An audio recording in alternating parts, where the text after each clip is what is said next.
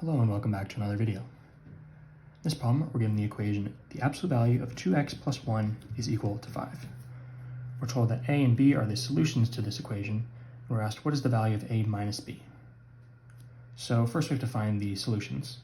So if you have something in the absolute value is equal to some number, and first you have to make sure it's positive because the absolute value can't be equal to a negative number, then you know the thing inside the absolute value is either equal to that number or it's equal to the that number times negative 1. Why is this the case? Well, if you take the absolute value of 4, well, that's just 4. But if you take the absolute value of negative 4, then it's not negative 4, it's negative 4, right? Which is just 4.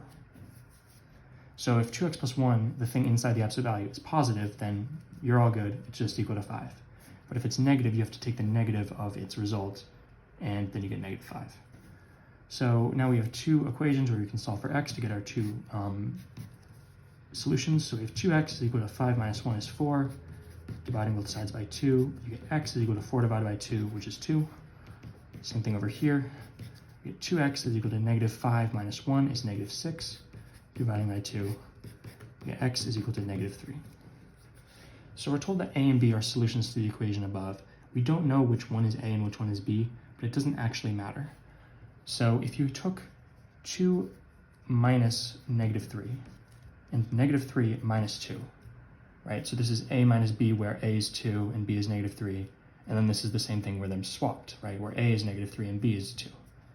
So this is 2 minus negative 3 is 2 plus 3 is 5. And this is negative 3 minus 2 is negative 5.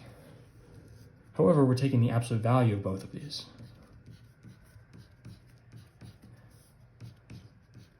So the absolute value of 5 is 5. The absolute value of negative 5 is 5.